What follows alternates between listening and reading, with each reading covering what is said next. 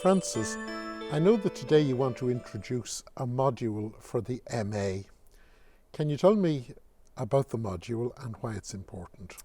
Yes, so this is the MA module, Research Methods and Resources, which is a module that students on both of our MA programmes, Church History and Systematic and Philosophical Theology, will do at an early stage in the programme. And because our other modules have little accompanying films, I thought it was high time that this one should as well. Yep. So it's a 20 credit module. It is going to be required for almost every student, even if people have got master's degrees or even PhDs in the past, because the assessment exercise is almost certainly something that people will not have tackled before.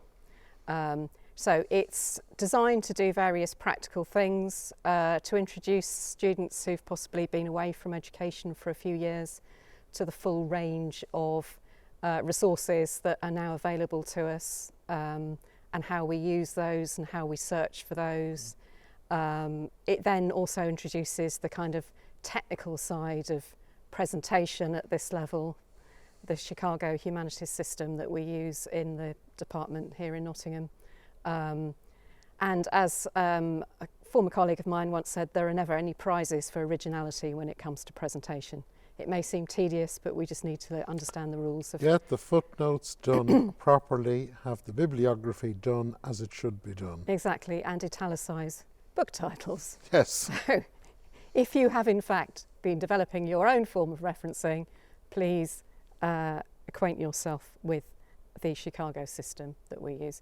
So it covers that, and then it covers some more I suppose, kind of intellectually stimulating material about how one works at MA level, how one begins to frame arguments, and the kinds of processes that are going on and how they differ from the way in which we frame arguments when we're studying as undergraduates, as we become more sophisticated.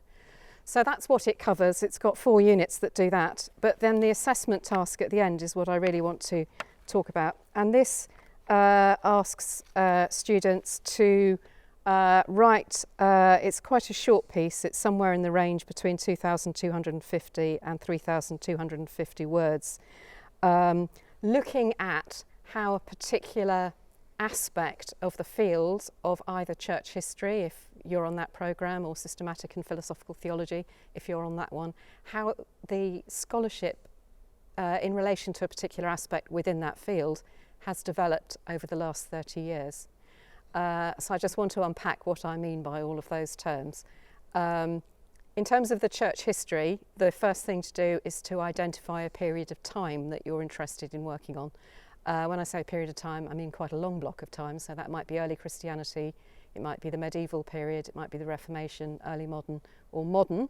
So select one of those, and then think of an aspect within that you want to write about specifically. So we're not asking you to discuss how the field as a whole within that area has developed. That would be obviously a ridiculously ambitious thing for somebody to do. So a good example would be look at how Reformation scholarship has changed over the past 30 years. Yes, and because Reformation scholarship's a big area, it could be an aspect within that. So, you know, one might want to limit oneself to the British Isles or Germany or something, or, you know, scholarship relating to particular groups. So that leaves us with the next question. If you're doing systematic and philosophical theology, it will be picking a particular theological topic. Yeah, I think, yes. So something and then watching how that topic has changed in the past 30 years. Yeah, so Christology, eschatology.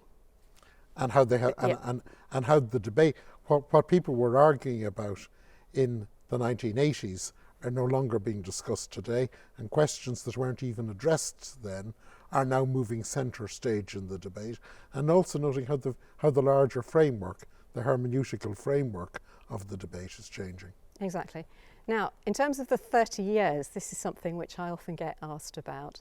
And it's a notional 30 years. It will vary from topic to topic, and it's part of your job as the student who is doing this to think about a sensible beginning point.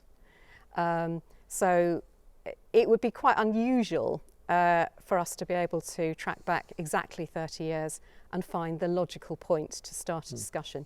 It might be possible. I mean, one example that comes to mind is that if one were looking at the history of evangelicalism, it happens that David Bebbington's big book on evangelicalism in Britain came out in 1989, perfectly 30 years before we're speaking in 2019. So I would suggest that that might be a good place to start.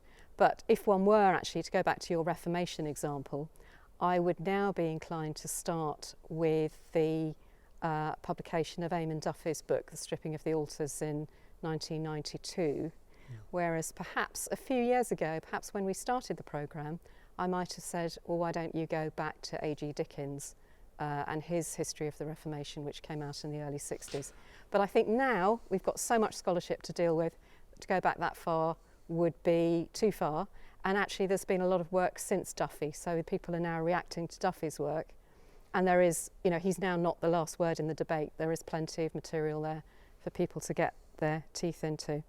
And of course the idea is that one should think about sifting material, making judgments about what's important, and that's where the research skills which have been introduced actually into the module early on really come into their own.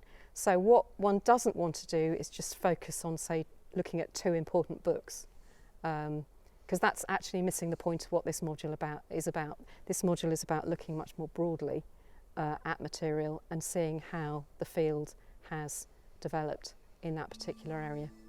And so this module is not so much about stuff, it's about developing you as a theological scholar so that you can get on with your MA with greater confidence. Exactly. It's about historiography.